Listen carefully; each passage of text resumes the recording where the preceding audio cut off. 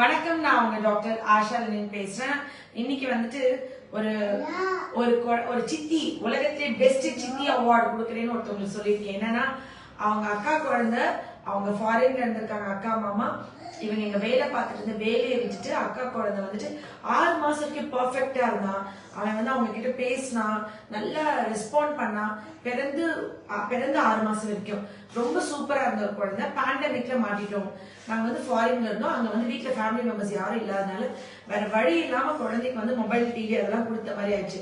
அப்படி கொடுத்த உடனே அவன் வந்துட்டு ஸ்பெஷல் சைல்டா, அதாவது விர்ச்சுவலி ஆட்டிஸ்டிக்கா மாறின மாதிரி அவங்களுக்கு தெரிஞ்சிருக்கு. அதுவும் 10 மாசத்துல ஃபிட்ஸ் வந்துருக்கு, ஃபீவரோட. அதுக்கப்புறம் தான் இந்த பிரச்சனை பார்த்தோம். எங்களுக்கு ஒரு டவுட் ஆகி இந்தியாவில வந்து விட்டுட்டு போயிட்டாங்க. நானு அவங்க தான் அம்மா நினைச்சிட்டு இருந்தேன். அந்த சித்தி தான் எல்லாத்தையும் கூட்டிட்டு வராங்க. பொறுமையா மணிக்கணக்கா எங்க வெயிட் பண்ணணும். இன்னைக்கு நீங்க ஈஸியா வந்துட்டீங்க. இன்னைக்கு பொங்கலுக்கு முன்னாடி கொஞ்சம் கிளினிக் ஃப்ரீயா இருக்கு. எனக்கே என்னன்னு தெரியல. அதனால நீங்க வந்து இவ்வளவு ஈஸியா தான் நம்ம தங்கச்சி வந்து பார்த்தா நினைச்சுக்காதீங்க. ஒவ்வொரு தடவை அவங்க காலையில 6 மணிக்கெல்லாம் டோக்கன் டிராவல் பிளஸ் இங்க வந்து வெயிட்டிங் டைம் கஷ்டமா தான் இருக்கும். ஆனா வெயிட் பண்றதுக்கு ஐ டூ தி ஜஸ்டிஸ், பட் ஒன்னும் பண்ண முடியாது. அது வந்து ஐ ஹெல்ப்லெஸ் வித் தட். நிறைய பேர் இப்ப இந்த மூலமா ஓவர்சீஸ்ல இருக்கவங்க எவ்வளவு ஆர்கனைஸ்டா இருக்கும். அப்பாயின்மெண்ட் ஷெட்யூல் கொடுப்பாங்க, டைம் கொடுப்பாங்க. அந்த டைமுக்கு நாங்க வருவோம். இதெல்லாம் எவ்வளவு ஈஸியா இருக்கும். நீங்க மட்டும் ஏன் இப்படி பண்றீங்கன்னு கேட்பாங்க. ஆனா இங்க எப்படின்னா, நாங்க ஒரு தடவை லெனின் வந்துட்டு ஊருக்கு போயிட்டு அவசரமா உள்ள வராது. உள்ள ரொம்ப பின்னாடி ஒருத்த சட்டையை பிடிச்சிட்டு உள்ள போங்க, என்னவே நீ உள்ள போயியா, 2 மணிக்கு டோக்கன் போட்டு நீ எப்படி உள்ள போலாம் அப்படின்னு சண்டை. இல்லைங்க, நான் வந்து இங்க இந்த அம்மா ரூமுக்கே போலங்க, எனக்கு இந்த அம்மாவுக்கு ஒண்ணு இல்லைங்க, நான் நேரா வீட்டுக்குள்ள போறேங்க. சாரி சார் நீங்க லெனின் சார். அந்த மாதிரி பேர் என்ன மீறி நீ போயிருக்கியா, 2 மணிக்கு டோக்கன் போட்டேன், அடுத்த டோக்கன் நான் தான். சீரியஸ்லி அது தப்பா தான் இருக்கும். பட் அவங்க டிராவல் பண்ணி வந்து இங்க மணிக்கணக்கா வெயிட் பண்ணி பொறுமை. எனக்கு இன்னைக்குதான் தெரியும் அவங்க அம்மா இல்ல, இவங்கதான் அம்மா, அவங்க சித்தி. நான் அவங்க என்ன நீங்க உட்கார்ல, நான் அவங்களே பார்த்துட்டே இருந்தேன். சோ சித்தியா எல்லாருக்கும் அக்கா தங்கச்சி இதுக்குதான் வேணும். நான் ரொம்ப ஆசைப்படுறேன், நம்மளுக்கு ஒரு அக்கா தங்கச்சி இல்லையா நான் ஃபீல் பண்ணிக்கேன். பட் எனக்கு ஜூனியர் சரண்யா நிறைய சிஸ்டர்ஸ் இருக்காங்க. எனக்கு அவங்க எல்லாம் அஸ்வினை வளர்த்ததே அவளுங்க தான். சோ எனக்கு அந்த குறை இல்லாம வளர்த்துட்டாங்க. பட் இந்த மாதிரி நம்ம அக்கா, நம்மளோட அண்ணன், தம்பி, பிள்ளைகள் இருந்தா கொஞ்சம் குடும்ப ஆட்கள் எஃபர்ட் போடணுன்றதுக்கு ஒரு எக்ஸாம்பிள் தான் நீங்க முன்னாடி உட்காந்துருக்காங்க. அவங்க வேலையை கூட ரிசைன் பண்ணிட்டு பண்ணிருக்காங்க. இவங்க வந்து இன்னைக்கு ஃபாரின்ல இருந்து ஆஃப்டர் 6 மந்த்ஸ் பையனை பாக்குறீங்களா? 8 மந்த்ஸ்க்கு அப்புறம் பாக்குறீங்க, 9 மந்த்ஸ்க்கு அப்புறம் பாக்குறீங்க. உங்களுக்கு எப்படி இருக்கு அவங்க பையன்? நல்ல சேஞ்ச் டிஃபரன்ஸ். இப்போ உங்களுக்கு அதாவது கியூர் ஆயிட்டா நான் சொல்ல மாட்டேன், நம்ம பையன் குணமாயிரான்னு நம்பிக்கை வந்துச்சு. முன்னாடி ஹோப் கம்மி தான். இப்ப பாத்தீங்கன்னா இப்போ நிறைய ஹோப் இருக்கு. பண்ணிடலாம். அவன் வந்து பை பர்த் ஜெனடிக் ஆட்டிசம் கிடையாது. போன், டிவி பார்த்ததுல விர்ச்சுவலி தான் இப்படி ஆயிருக்கான், சேஞ்ச் ஆயிருக்கான். இப்ப நம்ம வந்து அவனை நார்மல் லைஃப்க்கு கொண்டு வந்து நம்பிக்கை வச்சு, இப்ப அவன் ஃபேஸ பார்த்தா யாரும் ஸ்பெஷல் சைல்டு சொல்ல முடியாத தான் அவன் இருக்கான். கியூட்டா ஸ்கூல் போறான், உட்காரான் ஒரு இடத்துல. முதல்ல உட்காரவே மாட்டான், இப்ப இடத்துல உட்காரான். அவனுக்கு புரியுது இது நம்ம சித்தியோட மடி, இது நம்ம அம்மா, நம்ம அப்பா, எல்லாமே ரியலைஸ் பண்றான். இன்னைக்கு அவங்க வந்து ஒரு பாயிண்ட் சொன்னாங்க, அதுக்கு நான் ஒரு புது மருந்து இன்ட்ரடியூஸ் பண்ணி கொடுத்துட்டு இருக்கேன் கொஞ்ச நாளா. நான் கண்டுபிடிச்சதே லேட் தான், பட் அது வீடியோ போடாம அவங்க வந்துட்டு எங்க பிள்ளைங்க மாதிரி தானே எல்லா பிள்ளைங்களும் இருக்கும், இது இன்னைக்கு வீடியோ போட்டா அட்லீஸ்ட் எல்லா குழந்தைகளுக்கும் பெனிஃபிட் ஆயிடும். நிச்சயமா அந்த மனசு, ஒரு ஃபாதர்லி மனசு. இந்த மரத்துல இது வந்து இந்தியா கிடையாது இந்த மரம், இது வந்து கண்டிப்பா வெளிநாடுகள்ல நம்ம அசோக மரம் இருக்கு, அசோக மரத்து மாதிரிதான் இந்த இலைகள் இருக்கும். இந்த இது வந்துட்டு அசோக மரத்தோட லீவ்ஸ் மாதிரி தான் இருக்கு, பாத்தீங்களா? இந்த ட்ரீ தான். ட்ரீ நான் நேம் சொல்ல மாட்டேன், பிகாஸ் செல்ஃப் மெடிகேட் பண்ணக்கூடாது. என்னோட எல்லா வீடியோல டிஸ்க்ளைமர் சொல்றேன். என்னன்னா, இது எல்லாமே ஹோமியோபதி மருந்துல மருந்து இருக்குன்ற விழிப்புணர்வு மட்டும்தானே ஒழிய, இதை வந்து நீங்க ஒரு குவாலிஃபைட் டாக்டரோட அட்வைஸ் படி தான் எடுக்கணும். நீங்களா இதை செல்ஃப் மெடிகேட் பண்ணக்கூடாது. அதுக்காண்டிதான் நான் சொல்றேன். இன்னும் கொஞ்சம் கிளியரா இதுல தெரிய மாட்டேன்.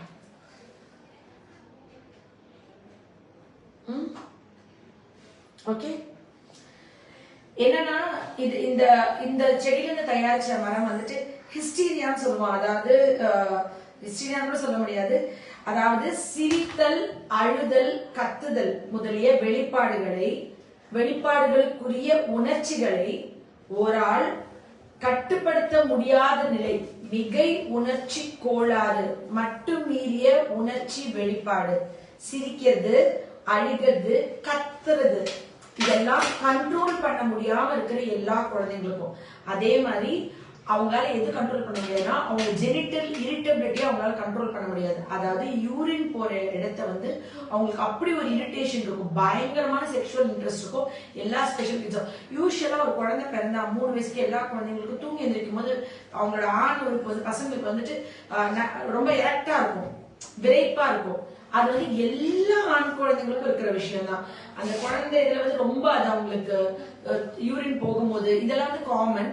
ஆனா இந்த குழந்தைங்களுக்கு வந்து ரொம்ப அதிகமான அளவுக்கு ஜெனிட்டல் இரிட்டபிலிட்டி இருந்து இவங்களால கையை ஆண் உறுப்புல வைக்காம இருக்கவே முடியாது.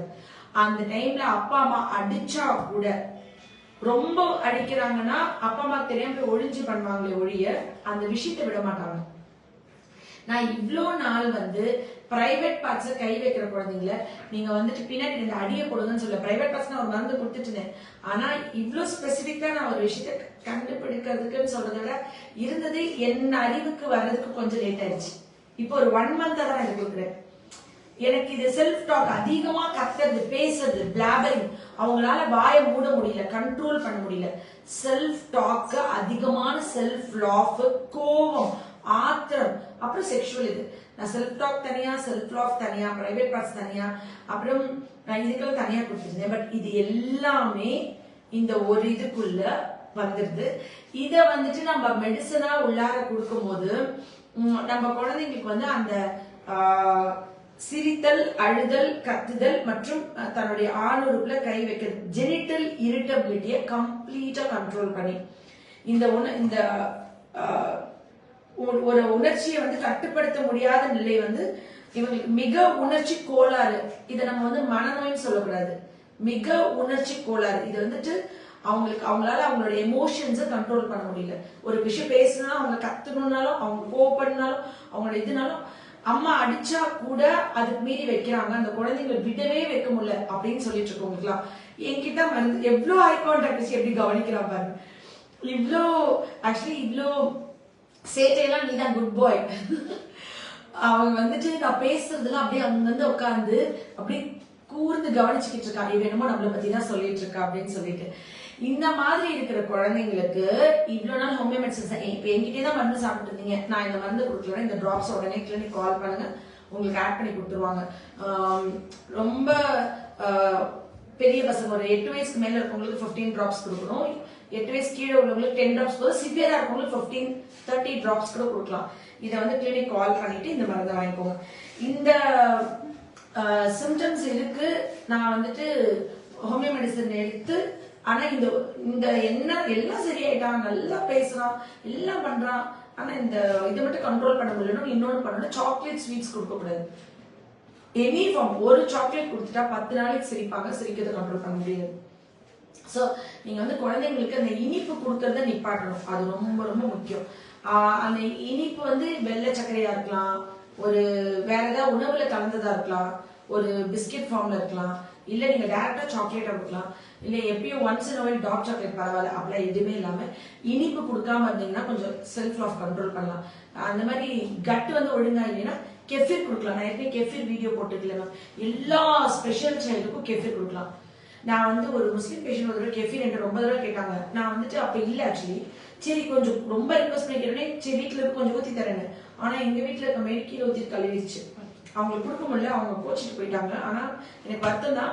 இப்ப என்னோட பேஷண்ட்ஸ் எல்லாருக்குமே நான் கெஃபிர் எடுத்து நல்லா சேவ் பண்ணி வச்சுட்டு உங்களுக்கு ஃப்ரீயா தர சொல்றேன். எனக்குள்ள கெஃபிர் நீங்க கிளினிக் வரும்போதே இப்ப எந்த கெஃபிர் வாங்கணும்னு நினைச்சோங்களா, கிளினிக் வரும்போதே ஒரு கண்டெய்னர் மட்டும் வாங்கிக்குவாங்க, கழுவி சுத்தமா கண்டெய்னர் கொடுங்க, அதுல தயிர் உர ஊத்துற மாதிரி கொஞ்சம் கெஃபிர். ஏன்னா இப்போ ஆன்லைன்ல வாங்கினா அது ஒரிஜினலா வருமா, கரெக்டா இருக்குமா, ஏமாத்திடுவாங்கன்னு யோசிச்சு கேட்கறாங்க. அப்ப நான் வந்து அந்த அம்மாக்கு ஆக்சுவலா கொடுக்கணும் தான் நினைச்சேன். இப்ப இருக்குதான் கொஞ்சம் நான் ஊத்தி கொடுத்தேன்னா நீங்க பால்ல போய் உர ஊத்திக்கலாம். நீங்க ஃபாரினே போறீங்கன்னா கூட நீங்க வந்துட்டு ஒரு பால்ல அதை மிக்ஸ் பண்ணிட்டீங்கன்னா போறதுக்குள்ள புளிச்சிடும், 2 நாள் ஒன்னும் ஆகாது. இப்படி ஊருக்கு போறீங்கன்னா ஃப்ரிட்ஜ்ல வச்சுட்டா 1 month கெட்டு போகாது. லைவ் பாக்டீரியம் அண்ட் ஈஸ்ட் தான். லாக்டோஸ் இன்ட்ரால் குவான்டிட்டி கொடுக்கணும். நான் டெய்லி 200 ml நான் குடிக்கிறேன் மேம். நான் பேஷண்ட்ஸ் கொடுத்துருக்கேன், சுகர் பேஷண்ட்ஸ்லாம் அதை குடிச்சு நிறைய பேர் எனக்கு சூப்பர் ரிசல்ட் சொல்றாங்க. பயங்கர, நீங்க தயிர் சாப்பிடுறது காலை கெஃபிர் கொடுத்து கட்டை சரி பண்ணி பாருங்க. நிறைய ஆர்டிகல்ஸ் வந்து அது கியூரே ஆயிடுதுன்னு சொல்றாங்க. அதை நான் சொல்லக்கூடாது, ஏன்னா சயின்டிபிக்கா நீங்க சாப்பிட்டு இருக்கிற எனக்கு சொல்லுங்க. அது ரெக்கார்டிக்கல நான் ரிசர்ச் பண்ணல. பட் என்னோட பேஷண்ட் ஒருத்தர் லாஸ்ட் வீக் வந்தவங்க சொன்னாங்க எங்க அண்ணாக்கு நீங்க கொடுத்து, நான் அவருக்கு கெஃபீர் கொடுத்தேன் அவங்க சன்னுக்கு, அவங்க குடிச்சு அவங்க அண்ணா ஒருத்தர் டயபெட்டிக் இருக்கு, சுகர் கண்ட்ரோலே ஆகல, அவருக்கு கொடுத்து காலை வெறும் வயிற்று அவர் ரெகுலரா குடிச்சு டேப்லெட்லாம் ஸ்டாப் பண்ணிட்டாரு, இப்ப சுகர் மாத்திரைலாம், இப்ப சுகரே அவர் கண்ட்ரோல் ஆச்சு, தேங்க்யூ. நான் நிறைய ஆர்டிக்கல் பார்த்திருக்கேன், பட் நான் அதை சொல்லக்கூடாது. இதை சாப்பிட்டா சுகர் குணமாயிரும்னு சொல்லி அவங்க ஒழுங்கா ரெக்கார்ட் பண்ணல, சுகரை செக் பண்ணல, தவறுதல அவங்கள நிப்பாட்டி அதுல ஒரு பாதிப்பு வரக்கூடாது. டாக்டரோட சூப்பர்விஷன்ல தான் இருக்கணும். மாத்திரையோட அளவை குறைச்சிக்கலாம். ஒரு வேளை சுகர் நல்லா கண்ட்ரோல் ஆயிடுச்சுன்னா 3 வேளை மாத்திரை போடுறது 2 வேளை, 2 வேளை போடுறது 1 வேளை. அது கட்ல அவ்வளவு சூப்பரா மிராக்கிளஸா வேலை பார்த்தது. எல்லா ஸ்பெஷல் ஷெல்க்கும் அது ப்ரோபயோட்டிக் பயங்கர சூப்பரா இருக்கனால நிறைய இந்த வைரஸ் சரி பண்ணாவே 2 பிரெயின்ல இதை பத்தி நான் பிஹேவியர்ஸ்ல கெஃபீர் பத்தி டீடைல் வீடியோ போட்டிருக்கேன். சீக்கிரம் டெலிகாஸ்ட் பண்ணுவாங்க, இன்டர்வியூ இப்போ ரீசெண்டாக கொடுத்துருக்கேன். அது வந்தோடனே அதை பார்த்து எல்லாம் யூஸ் பண்ணுங்க. இப்போ உங்களுக்கு நான் கெஃபீர் ஊற்றி கொடுத்துட்டா உங்களுக்கு இமிகிரேஷன் இஷ்யூஸ் வராதா? நீங்க அந்த மாதிரி எடுத்துட்டு போலாமா? ஃபுட் கொஞ்சம் அது எப்படி மறுபடியும் ஒரு 50 ml மேம், அது வீடியோ பாருங்க. ஒரு 50 ml நீங்க வந்துட்டு ஒரு சின்ன பாட்டில்ல ஒரு ஹேண்ட் பேக்ல வச்சுக்கோங்க. அதை அப்படியே எடுத்துன்னு போயிட்டு உங்க ஊர்ல கொண்டு மில்க்ல ஆறுன பால்ல ஊற்றணும். ஏன்னா அது உயிரோடு இருக்கிற லைவ் பாக்டீரியா டிசீஸ்னால நீங்க வந்து சூடு பால் ஊற்றினா செத்து போயிடும். பாலை ஆற வச்சு அதை ஊற்றணும். தயிர் குடிக்கணுமா 8 மணி நேரம் குடிக்கணும். நீங்க நெக்ஸ்ட் டே வந்து அதை வடிகட்டி எம்டி ஸ்டொமக்ல குடிக்கணும். அது வந்து மேம் நீங்க நான் இப்ப ஒரு 50 பேர் கொடுத்துருப்போமா நம்ம இது வரைக்கும். ஒரு பேஷண்ட் 15 வருஷமா நிறைய பேர் கொடுத்தாங்க. நீங்க பக்கத்து வீட்டுல கொடுத்து வச்சிருங்க. ஏன்னா நம்ம பேர் செத்து போச்சுன்னா நம்ம திருப்பி கடன் வாங்கிக்கலாம். நான் என்னோட ஃப்ரெண்ட்ஸ் ரிலேட்டிவ்ஸ் எல்லாருக்குமே அதை டிஸ்ட்ரிபியூட் பண்ணிருக்கேன். பெஸ்ட் ஃபுட், நீங்க அதை ட்ரை பண்ணுங்க. இந்த மருந்தை எல்லா ஸ்பெஷல் சில்ட்ரன்ஸோட என்கிட்ட ட்ரீட்மெண்ட் எடுத்துட்டு இருக்கிற எல்லா மதர்ஸும் ஒரு வேளை நான் இந்த மருந்து இப்ப நான் போன மாசத்துலயே ஒரு 10 நாள் ஆட் பண்றோம் வச்சுக்கிட்டா, ஒரு 10 நாள் எல்லா பேஷண்ட்ஸ்க்கும் ஆட் பண்றோம். நல்ல ரிசல்ட் பார்த்து முதல்ல ஒரு 3 பேர் கொடுத்து நல்ல ரிசல்ட் பார்த்துட்டோம். எல்லாருக்குமே இப்ப ஆட் பண்றேன். பிரைவேட் பார்ட்ஸ்ல டிராப்ஸா வரும். சப்போஸ் உங்களுக்கு பிரைவேட் பார்ட்ஸ் கம்ப்ளைண்ட் சரியாயிட்டா கூட self talk, self lock, anchor ரெமெண்ட் எதுல வேணா நீங்க அதை வாங்கிக்கலாம். இனிமே ஆட் பண்ற மாதிரிலாம் கண்டிப்பா அதை பார்த்து வாங்கிக்கோங்க. ஷார்ட் ரிசல்ட் இருக்கு, அதுல ரொம்ப சூப்பரா இருக்கு. ஸ்பெசிபிக்கா இப்படி சாப்பிட்டா ஒரு 10 நாள் 15 நாள் அவ்வளவு சூப்பரா மைண்டே மாறுது. சோ இன்னைக்கு இந்த வீடியோல எத்தனாயிரம் பேர் பார்த்து மருந்து கொடுத்து அது குணமாக்குறீங்களோ அது எல்லா புண்ணியத்தையும் இவனுக்கு கொடுக்குறேன். இவங்களுக்கும் இவங்க பையனுக்கும் அந்த பிளெஸிங்ஸ் ஃபுல்லா இவங்களுக்கு போட்டோம். இவன் நல்லா கியூர் ஆகி அறிவோட ஆரோக்கியத்தோட நீண்ட ஆளோட பெரிய ஆளா படிச்சு ஒரு பெரிய சாதனையாளரா வரணும். நான் பிளஸ் பண்ணி முடிக்கிறேன். Thank you ma'am. நாங்க தான் உங்களுக்கு ரொம்ப தேங்க்ஸ் சொல்றோம். நாங்க தான் உங்களுக்கு பிளஸ் பண்ணோம். நீங்க இன்னும் நிறைய பேருக்கு நிறைய இந்த மாதிரி ஹெல்ப் பண்ணணும். அந்த பேரண்ட்டுக்கும் தேங்க்யூ. அந்த பேரண்ட்டுக்கு இந்த புண்ணியத்தை ஷேர் பண்ணிடுங்க. யாரோ ஒருத்தவங்க இங்க வந்து குணமாயி என் பிள்ளைக்கு சரியாச்சு உங்க பிள்ளைய கூட்டிட்டு போங்க அப்படின்னு சொல்லி அந்த ரெஃபர் பண்றாது அதுதானே. ஆனா நம்ம எப்பவுமே என்னன்னா நம்மளுக்கு ஒண்ணு சரியாயிடுச்சுன்னா கூப்பிட்டு சொல்லுவோம் எனக்கு சரியாச்சு, நீங்க போய் உங்க குழந்தைக்கு சரி பண்ணிக்கோங்க. அந்த மனசு அந்த நிச்சயமா தான் குழந்தை மட்டும் நல்லா இருக்கணும், அடுத்தவங்க எப்படி இருந்தா என்ன அப்படின்னு நம்மளோட தலைமுறையிலே நம்ம யாருமே கிடையாது. நம்ம பீப்புள்ஸே அப்படி கிடையாது. அந்த மாதிரி இவங்களும் நல்ல குணமானும் நீங்க எல்லாரும் வாழ்த்துங்க. அண்ட் வந்து மேம் நீங்க அந்த இப்ப நீங்க யூஎஸ் போறீங்களோ எந்த கண்ட்ரி போறீங்களோ அங்கேயும் he will rule. இன்னைக்கு என்னோட வேர்ட் எடுத்து வச்சுக்கோங்க. இன்னைக்கு நம்ம குழந்தை பேசிட மாட்டானா, நம்ம குழந்தை நார்மல் சைல்டா இருக்க மாட்டானா, அடுத்த குழந்தைங்களா இருக்காதா, ஐயோ அந்த குழந்தைங்களாம் அப்பா அம்மா இவ்வளவு பேசுறாங்க நம்ம பிள்ளை நம்மகிட்ட பேச, இந்த ஏக்கத்தெல்லாம் பிரேக் பண்ணி உங்களோட குழந்தை வந்துட்டு எந்த ஃபீல்ட்ல அங்க இருக்கானோ யூஎஸ்ல he will rule the people. அப்படி ஒரு பொசிஷன்ல அவன் போவான், பெரிய ஆளா வருவான். அவனையும் பார்க்க கியூட்டா ஸ்மார்ட்டா ஹேண்ட்ஸமா இருக்கான், நிச்சயமா நல்லா வருவான். அந்த கடவுளோட அருள் அவன்கிட்ட அப்படி இருக்கும். என்னை நான் வாழ்த்த என்னை கண்ணு மாறாம அந்த பிளெஸிங்ஸ வாங்கிக்கிறான். பாத்தீங்களா அவன் நல்ல ஐ கான்டாக்ட் இருக்கு, சூப்பரா. அதுல அவங்க அப்பாவே கையை பிடிச்சுக்கிறான், ரெகக்னைஸ் பண்றான். பீப்புள் அங்கீகரிச்சு விஷயம் அப்டேட் பண்ணுவாங்க. நாங்க இனிஷியலா ஃபர்ஸ்ட் டைம் வரும்போது கண்டினியூட்டி வந்து கம்மியா இருக்கும், லிக்விட் கொடுக்கல. நீங்க வந்து சொன்னீங்க தயவு செஞ்சு வராதீங்க, மருந்து கொடுக்கலன்னா டைம் வந்து எக்ஸ்பேண்ட் ஆகும். ஒரு மாசம் 2 3 வருஷம் ஆயிடும். ஆமா இந்த வாட்டி கரெக்ட்டா கொடுத்தேன். நான் வந்து பேஷன்ஸ் எல்லாம் திட்டுவேன். ஆனா பாருங்க நான் திட்டினாலும் உங்களுக்கு ஒரு சிஸ்டர் மாதிரி இன்னைக்கு அன்பா பேசுறேன். நான் வந்து நிறைய பேரை நான் திட்டிருக்கேன். நீங்க ஒழுங்கா மருந்து கொடுக்கல, ட்ரீட்மெண்ட் வராதுங்க, பேசாம எங்கேயா போய் பாத்துக்கோங்க. நீங்க வந்துட்டு ஏன்னா மருந்து ஒழுங்கா கொடுத்தா சரி, நான் 1 இயர்ல சரி பண்ணி இந்த பையன் நார்மல் லைஃப் போகணும்னு நினைக்கிறேன். நான் அந்த மாதிரி நீங்க கொடுக்கலையே அப்படின்னு நான் கோவப்படுவேன். நான் கோவப்படுறது ஒரு செகண்ட் அப்புறம் நானே மறந்துடுவேன். நானே பாருங்க இப்ப சொல்றப்பதான் ஞாபகம் எனக்கு நான் திட்டுறது மறந்தே போயிடும். ஆனா நான் திட்டினேன்னு கோச்சிக்கிட்டு நிறைய பேர் போயிடுறாங்க. சம்டைம்ஸ் திட்டு கோச்சிட்டு நீங்க திட்டுறது எங்க நல்லதுக்காக. ஆனா சத்தியமா உங்களுக்கு திட்டுறது எனக்கு இப்ப நீங்க சொன்னப்பதான் நான் எல்லாருக்கும் சொல்றது என்னன்னா அந்த வீடியோல தயவு செஞ்சு ஃபாலோ பண்ணுங்க, நம்பிக்கையோட ஃபாலோ பண்ணுங்க, you will get the result. Correct. அவர் சொல்றது என்னன்னா மருந்து ஒழுங்கா ஃபர்ஸ்ட் டைம் கொடுக்காம ரொம்ப டிலேட் ஆகுறாங்க. அப்ப நீங்க மருந்து ஒழுங்கா ஃபாலோ பண்ணுங்க, இல்லைன்னா ட்ரீட்மெண்ட் லேட் ஆகும், வேற எங்கேயா கூட பாத்துக்கோங்க, நீங்க வராதீங்கன்னு நான் கோவமா சொன்னேன். ஆனா கரெக்டா ஃபாலோ பண்ண ரிசல்ட் இருக்கு. இந்த மருந்து எடுக்கும் போது முதல்ல ஃபாலோ பண்ண டஃபா தான் இருக்கும். ஆனா முருங்கைக்கீரை சாப்பிட்ற மாதிரி, வேர்க்கடலை சாப்பிட்ற மாதிரி, ஒரு பாதாம் பிஸ்தா சாப்பிட்ற மாதிரி எல்லாமே தாவரத்துல இருந்து இருக்கக்கூடிய இயற்கையான மெடிசன்ஸ் தான். சோ பக்க விளைவுகள் இருக்காது. தைரியமா நீங்க வந்துட்டு இதை எடுக்கலாம். ஆனா கரெக்டா ஃபாலோ பண்ணணும். எப்பயாவது நான் யாரையாவது திட்டி இருந்தேன், அதுக்காக நீங்க வந்து கோச்சிக்கிட்டு நம்ம இப்படி சொல்லிட்டாங்களே அப்படின்னு நீங்க மருந்து ஏதாவது எடுக்காம இருந்தா கூட I feel sorry for that. என்ன மன்னிச்சிருந்தேன். ஏன்னா நான் வந்து கரெக்டா மருந்து கொடுக்கலன்னா எனக்கு ஏன் தான் கோவம் வருதுன்னே தெரியல. நான் வந்துட்டு வேற எந்த பேஷண்ட் திட்ட மாட்டேன். இப்போ கர்ப்பப்பை கட்டியோ மார்பக கட்டியோ எதுக்கோ பித்தப்பை கல்லோ 2 வருஷம் கழிச்சு வருவாங்க, நான் ஒண்ணுமே சொல்ல மாட்டேன். இனிமே ஒழுங்கா மருந்து சாப்பிடுங்க அப்படின்னு சொல்லிட்டு மட்டும் மருந்து கொடுப்பேன். ஆனா இந்த ஸ்பெஷல் கிட்ஸ் விர்ச்சுவல் ஆட்டிசம் மட்டும் நான் வந்து எனக்கு அப்படியே கோவம் தலைக்கு வந்துடும். ஏன்னா அந்த குழந்தை டிசர்வ் பண்றான் ஹாப்பியா வாய் விட்டு சிரிக்க, நல்லா சாப்பிட, வாழ்க்கையை அனுபவிக்க. அது நம்ம லேட் பண்றது எனக்கு என்னமோ என் குழந்தைகள் பண்ற அநீதி மாதிரி தோணிடுது. அதனால யாராவது நான் திட்டினா கூட என்ன மன்னிச்சுட்டு திருப்பி இன்னொரு தடவை அந்த மருந்து சாப்பிட்டு குழந்தைய சரி பண்ணிக்கணும்னு நான் தாழ்மையா கேட்டேன். இன்னொரு விஷயமும் சொல்லிருங்க, இனிஷியலா அவங்களுக்கு இம்ப்ரூவ்மெண்ட் இல்லையே அப்படின்னு அவங்க வந்து they will lose their hope. அதெல்லாம் இவர் பண்ணிருப்பாரு போல. இனிஷியலா நீங்க வந்து இம்ப்ரூவ்மெண்ட் இல்லையே நம்பிக்கை விட்டுறக்கூடாதான், கரெக்டா தொடர்ந்து கொடுக்கணும் அப்படின்னு சொல்றாரு. ஏன்னா இது not for advertisement. As a parent எனக்கு ஒன்றும் இல்லை, எனக்கு நல்ல இம்ப்ரூவ்மெண்ட் இருந்தது, மற்றவங்களுக்கு கிடைக்கணுங்கிறதுக்காக தான் நான் உங்கள்கிட்ட நேராகவே நான் சொல்றேன். ஸோ எல்லாருக்கும் நல்லது நடக்கட்டும். நிச்சயமா. இன்னைக்கு ஒரு பொண்ணு பாத்தீங்களா, எவ்வளவு பெரிய பொண்ணு, இப்படி தலையாடிட்டே வெளியே உட்காந்துருந்தாரு.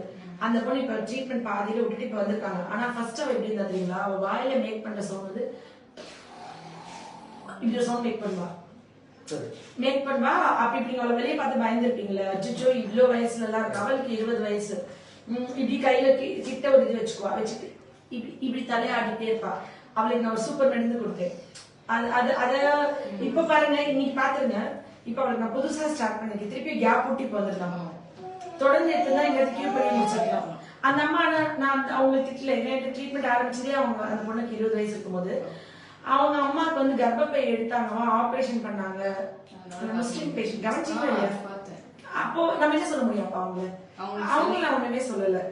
ஆனா இப்போ 1 வயசு 2 வயசுல வர குழந்தைங்கன்னா ரொம்ப ஸ்ட்ரிக்டா கொடுத்துதான். ஏன்னா இந்த குழந்தைங்க நார்மல் லைஃப்ல கொண்டு வந்துடலாம். அவளுக்கு என்ன, ஒரு கல்யாணம் பண்ணி வைக்கணும். அந்த பொண்ணு சரி பண்ணி வீட்டு வேலை பார்க்க வச்சு ஒரு கல்யாணம் பண்ணணும்.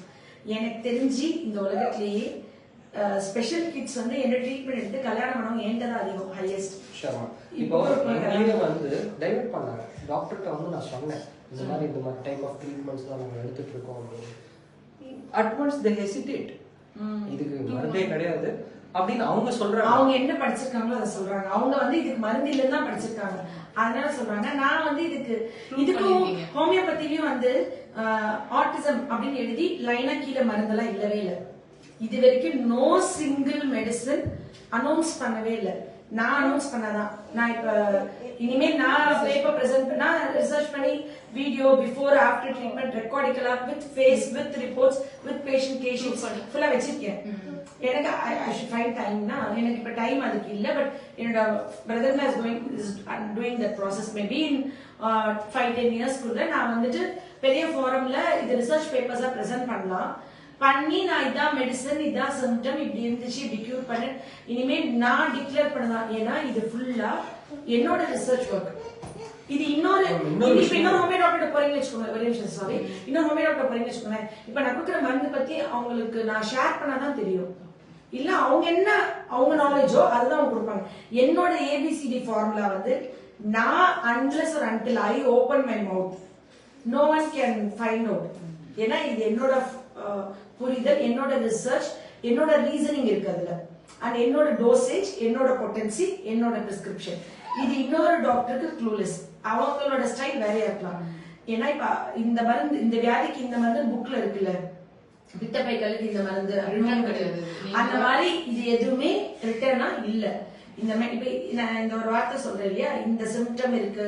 இப்ப நான் உங்களுக்கு காமிச்ச ஹிஸ்டீரியான்றத நான் என்ன மருந்து கொடுக்குறேன்னு மருந்து எடுத்து உங்களுக்கு அந்த புக்ல காமிச்சேன் இல்லையா, அந்த மாதிரி அதை எடுத்து இது கோரிலேட் பண்ணி இன்னொரு டாக்டர் கண்டுபிடிச்சாதான் 3000 மருந்து இருக்கு உங்களுக்கு புரியுதுங்களா? இங்க வாங்க, நீங்க அங்கேயே இருங்க. இப்ப வந்து இங்க பாருங்க, இப்ப வந்து இது என்னன்னு படிங்க. Hysteria and nervousness. இப்ப இதான் அந்த மருந்து, இதான் அந்த பிளான்ட். இப்ப உங்களுக்கு இந்த புக்கை நான் காமிச்சிட்டேன். சோ உங்களால இப்ப நம்ப முடியும், இது இன்னொருத்தவங்களால கண்டே பிடிக்க முடியும். ஏன்னா ஹிஸ்டீரியாவுக்கு ஹோமியோபதியில more than 200 மெடிசன்ஸ் இருக்கு. அதுல இந்த மெடிசன் ஒருத்தவங்க டிரைவ் பண்ண வாய்ப்பே இல்லை. இது ஒன்லி பை எக்ஸ்பீரியன்ஸ் வரும். நான் சின்ன விஷயம் தான் அந்த வீடியோல நான் சொல்லணும்னு நினைக்கிறது. நான் ஊர்ல இருந்து வரைச்ச வந்து டாப் மோஸ்ட் ஆயுர்வேதிக் டாக்டர்ஸ் வந்து பார்த்தேன். தென் வந்து இதுக்கு ட்ரீட்மெண்ட் கொடுக்குற சென்டர்ஸ் நிறைய ட்ரை பண்ணேன். எல்லாம் ட்ரை பண்ணிட்டு சரி உங்களை வந்து ட்ரை பண்ணி பார்ப்போமே, கூட்டமாக இருக்கும், அப்பாயின்மெண்ட் கிடைக்காது. ஸோ ரொம்ப ஃபர்ஸ்ட் ஹெசிடேட் பண்ணிட்டு தான் வந்தேன். பிரதர் நான் ரியலைஸ் பண்ணது என்னன்னா, நம்பி கண்டிப்பா பண்ணா நீங்க ஏதோ பண்றீங்க. I don't know, some type of magic or உங்களோட கையில. அதான் சொல்றேன், நிறைய பேர் வந்து என்ன அது மேஜிக் அந்த இதுன்றாங்க. ஆனா எல்லாமே ஆத்தென்டிகேட்டட் ப்ரூவ்ட் மெடிசன் இருக்கு. இன்னொன்னு, உங்க அளவுக்கு வந்து இத வந்து பேசினவங்க ஸ்ட்ராங்கா வந்து இது ஹோப் கொடுத்தவங்க. இது வந்து ஒரு டிசீஸ், இது வந்து ஆட்டிசம் ஸ்பெக்ட்ரம், இதுக்கு வேர்ல்ட்ல மருந்து கிடையாது, இது தானா சரியாகும், ஓட்டி கொடுங்க அப்படின்னு சொல்றாங்க. நான் வந்து எவ்ரி டைம் காசை பார்க்கவே இல்லை, எல்லாத்தையும் வந்து ட்ரை பண்ணி பார்த்துட்டு என்னோட சொந்த அனுபவத்தை தான் சொல்றேன். You are doing best. Thank you very much ma'am. நான் தான் உங்களுக்கு இல்ல என்னன்னா, ஒரு வியாதி, அதாவது நீங்க சொல்ற ஆட்டிசம்ன்றது ஜெனட்டிக்கா பிரெயின்ல 2 பார்ட் ஆஃப் பிரெயின் நடுவுல ஒற்ற ஒரு ரெயின்போ மாதிரி இருக்கிற ஸ்ட்ரக்சர் தான் கார்பஸ் கலோசம். அதான் காக்னிட்டிவ் ரெஸ்பான்சிபிள். ப்ளீஸ் உட்காருங்க. அது வந்து அந்த கார்பஸ் கலோசம் ஏஜெனசிஸ் இல்லாம பிறக்கிற குழந்தைங்க ஜெனட்டிக் ஆட்டிசம். சில குரோமோசோம் அப்நார்மாலிட்டி, சில சிண்ட்ரோம்ஸ்ல ஜெனட்டிக் ஆட்டிசம் இருக்கு. பட் இப்ப நம்ம பாக்குற 10 out of 9 வந்து ஜெனடிக் கிடையாது. இல்ல எங்களுக்கு எதுவுமே சொல்லலையே அவங்க. சோ ஈவன் நாங்க இங்க இருந்தா கூட நம்ம தப்புன்னு சொல்றதுக்கு வாய்ப்பு இருக்கு. சோ வாய்ப்பே இல்ல. அவங்க எல்லா டெஸ்டும் எல்லாமும் எடுத்து கரெக்டா தான் பண்ணாங்க. நத்திங், எல்லாமே ஓகே ஆல் செட் கோன்னு தான் சொன்னாங்களே தவிர, ஸோ நாங்களா வந்ததுக்கு அப்புறம் தான் சரி மற்ற குழந்தைங்களை கம்பேர் பண்ண இந்த மாதிரி இருக்கு அப்படின்னு பார்க்கக்குள்ள தேங்க் காட் மீட் பண்ண ஒருத்தவங்க சொன்னாங்க 6 months அவங்க மருந்து எடுத்துக்கிட்டோம், இம்ப்ரூவ்மெண்ட் இருக்கு, நீங்க ட்ரை பண்ணலாம். ஓவர்சீஸ்ல இருக்கிறவங்க நீங்க ஊருக்கு போறதால இல்ல நான் ரொம்ப கஷ்டமா இருக்கு, நான் ஊருக்கு தான் போறேன், இங்கெல்லாம் வந்து எல்லாமே ஐசோலேட்டட். அப்போ ஊருக்கு வந்தா we are getting the solution. அதை early-ஆ பண்ணுங்க அப்படிங்கிற பேரண்ட்ஸ்க்கு உங்க மூலியமா எல்லாருக்கும் word of mouth spread பண்றீங்க. Thank you and every child deserves to laugh, to enjoy their life, to feel எல்லாமே, அதாவது சந்தோஷம், துக்கம், கவலை, கோபம், யாருன்றது தன்னை அறிதல்ன்றது இந்த உலகத்துல கிடைக்கிற ஒவ்வொரு குழந்தையும் டிசர்வ் பண்ணுது. அது ஜெனட்டிக்கலா ஏதோ சம்டைம்ஸ் வந்தா விதியோட சதி நம்ம வந்துக்கலாம். நல்லா 10 மாசம் வந்து நார்மலா பிறந்த எல்லா குழந்தைங்களும் நம்மளோட அறியாமைனால, ஏன்னா நான் 2016 முதல்ல விர்ச்சுவல் ஆட்டிசம் சாப்பிடவில்லை என்று போன் காமிச்சு சாப்பாடு ஊட்டின அம்மாவை அம்மானு கூப்பிடாத குழந்தை தான் ஆட்டிசம் என்று அழைக்கப்படும் நான் சொன்னப்ப they literally threw stones on me. உன்னால பொது வெளியில மன்னிப்பு கேளு, உன்னால பல கொடுமை பிரியும். என் மாமியார் வந்து இந்த வீடியோ காமிச்சு டிவோர்ஸ் கேக்குறாங்க. அது இதுன்னு அவங்க என்னைய ஏதோ நான் அந்த ஃபேமிலி தப்பா சொல்றேன்னு நினைச்சிட்டு என்னைய கல்லெறிஞ்சாங்க மேல. அவங்களுக்கு ப்ராப்ளம் வராத வரைக்கும் தெரியாது. கரெக்ட். Others emotions. சோ இவங்க இல்லன்னு சொல்றதுனால அப்படி ஒரு விஷயம் உலகத்துல எக்ஸிஸ்ட் இல்லாம இல்ல, இவங்க அதை இன்னும் ஃபேஸ் பண்ணல. இல்ல நான் வந்து 2 நியூரோ சைக்காலஜிஸ்ட் எல்லாரையும் பார்த்தேன். ஈவன் நீங்க கொடுக்குற இம்பார்ட்டன்ஸ் கூட கொடுக்கல, ப்ராப்பரா ட்ரீட் பண்ணல. இது ADHD நீங்க பண்ணுங்க, மருந்து கிடையாது இதுக்கு, நீங்க ஓட்டி போங்க, தெரப்பி கொடுங்க, அவ்வளவுதான். It will help to certain extent. ஆனா to cure, to make him normal child, to bring him back to normal lifestyle, what we are going to do. ஒரு பேரண்டா நம்ம அதை உட்காந்து வேடிக்கை பார்த்துட்டே அவங்களோட நம்மளோட இயலாமை காமிக்கிறோமே, நம்ம ஏதோ ஹேண்டிகேப்ட் ஆயிடும்.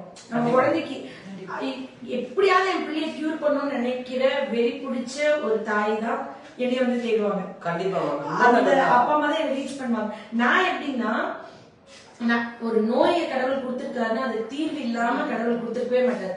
ஏதோ ஒரு தீர்வு இருக்கு, நான் இன்னும் கண்டுபிடிக்கல அப்படின்னு நான் போய் புக்குக்குள்ளேயே என் வீட்டுக்கார சொல்லுவார், இதெல்லாம் தூக்கி போட்டு ஃப்ரீயா ஹாப்பியா வா என்ஜாய் பண்ணலாம். இந்த வாய்ப்பு யாருக்குமே கிடைக்காது. கடவுள் எனக்கு கொடுத்துருக்காரு, நான் அதை தவற விட விரும்பல. எத்தனையோ குடும்பத்துல இன்னைக்கு அவங்க குழந்தை சந்தோஷமா சிரிக்குது, ஒருத்தன் வீட்டுல குழந்தை பிறக்குது, அதுக்கு என்ன தகுதி எனக்கு இருக்கு, எனக்கு இந்த ஞானத்தை கொடுத்ததுக்கு. அது நான் ஏதோ நிறைய நேரம் நான் சொல்லுவேன், எனக்கு என்ன தகுதி இருக்கு. கடவுள் படைக்கும் போது ரொம்ப ஹாப்பியா சந்தோஷமா ரொம்ப லவ்வா இருந்திருப்பார் போல, அந்த டைம்ல என்னை உருவாக்கிட்டு படைச்சுட்டாரு போல. ஏன்னா அவ்வளவு அன்பு அள்ளி அள்ளி கொடுக்கணும்னு நினைப்பேன். நான் முத நான் ஸ்பெஷல் கிட்ஸ் பார்க்கணும், அந்த பேரண்ட் எனக்கு கொஸ்டின் பண்ணும்போது என்கிட்ட ஏதாவது சக்தி இருந்தா உடனே அந்த சக்தி ஃபுல்லா இந்த குழந்தைக்கு யூஸ் பண்ணி கியூர் பண்ணிடுவேன். ஐம் சாரின்னு சொல்லியிருக்கேன் 2007ல. அப்ப அந்த ஃபாதர் வந்து ஒரு பொண்ணு, பெரிய பொண்ணு, ஒரு சின்ன பொண்ணு. அந்த பெரிய பொண்ணு கத்துனா இந்த ரூமே அதுவும் கீச்சுன்னு கத்துவா. அவெல்லாம் வந்துட்டு அவங்க அம்மா ஸ்கேலோட வருவாங்க. நான் வந்துட்டு என்னடா பண்றது, நம்ம ஏதோ என்னால பண்ண முடியலன்ற ஒரு நிர்கதியா நிற்கும் போதுதான் உட்காந்து படிச்சுக்கிட்டே இருந்தேன். நான் படிச்சது ஹோமியோபதி, அதுல என்ன பண்ண முடியும், அதுல என்ன இருக்குன்னு நான் அதை தேடினேன். அதுல நான் போய் ஆராய்ச்சி பண்ணும்போதுதான் ஒரு 5 day gradually ended up in something. ஒவ்வொன்று எனக்கு டிஃப்ரெண்டா இருந்தது, ஒவ்வொன்று எனக்கு புதுசா இருந்தது. அப்புறம் அந்த நான் என்ன பண்ணேன்னா, ஏற்கனவே வின்லாண்ட் கிளாசிபிகேஷன், காஸ்ட் கிளாசிபிகேஷன், ஆட்டிசம்க்கு கிளாசிபிகேஷன் ஏற்கனவே முன்னாடி நிறைய பேர் ரிசர்ச் பண்ணி வச்சிருக்காங்க. அது எல்லாத்தையும் நான் வந்து ஃபர்ஸ்ட் தூக்கி போட்டேன். அடுத்தவங்க எவாலுவேட் பண்ணி வராங்கல்ல, அந்த ரிப்போர்ட்ஸ் நான் ஓபன் பண்ணி பார்க்கல. ஃபர்ஸ்ட் கொஞ்ச நாள் அதுக்கு எனக்கு கிரிட்டிசிசம் வந்துச்சு. என் ஹஸ்பண்ட் சொன்னாரு, பேஷண்ட் கொண்டு வர ரிப்போர்ட் நீங்க அப்படியே வச்சிருங்க, எனக்கு எல்லாம் ஃபர்ஸ்ட் சொல்லுங்க, நீ எடுக்கிறல்ல. அவங்க கொண்டு வர ரிப்போர்ட்ல வந்து Vineland classification, CAST classification, international ஸ்டாண்டர்ட்ல, அமெரிக்கன் ஸ்டாண்டர்ட்ல ஒரு கிளாசிஃபை பண்ணிருக்காங்க ஸ்பெஷல் கிட்ஸ். அந்த கொஸ்டினர் வாங்கு, அது ஜெராக்ஸ் எடு, அது நீ படி, அதை ப்ரிப்பேர் பண்ணு, அதுபடி நீ கேஸ் எடுங்க சார். எல்லாமே கிளாசிஃபை பண்ணி கீழே வந்து இது கியூர் பண்ண முடியாதுன்னு கொடுத்துருக்காங்க. என்ன அந்த ஷூஸ்ல போய் நிக்க சொல்றீங்க. நான் அப்ப திருப்பி அதே கன்க்ளூஷன், ஒரு ஈக்குவேஷன் அவங்க போடுறாங்க, அந்த ஈக்குவேஷன்ல வந்து ஆன்சர் வந்து இன்க்யூரபிள்.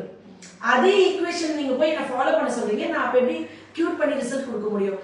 அப்பதான் நான் சொன்னேன், நான் புதுசா கூட இருக்கட்டும், நான் லேட்டா ஆகட்டும், நான் தப்பு கூட பண்ணட்டும், நான் தோத்து கூட போட்டோம், ப்ளீஸ் என்ன டிஸ்டர்ப் பண்ணாங்கன்னு சொல்லிட்டு நான் எல்லா கிட்ஸோட சிம்டம்ஸையும் இந்த மாதிரி கேஷீட்ஸ் உங்களுக்கு வேற எங்கேயுமே இருக்காது வேர்ல்டு வைட். நான் ஆட்டிசம் கேஷீட்ஸ் என்னோட கொஸ்டின் டிஃப்ரெண்டா இருக்கும். நான் ஃபுல்லா இந்த கிட்ஸ் எல்லாம் ரெக்கார்ட் பண்ணேன், வீடியோவை எடுத்தேன், ஆடியோவை எடுத்தேன். நான் டிஸ்க்ளோஸ் பண்ண மாட்டேன், பேரண்ட்ஸ் கிட்ட பெர்மிஷன் கேட்டு எடுத்துட்டு அதை உட்காந்து நைட்ல உட்காந்து பார்த்துட்டே இருப்பேன்.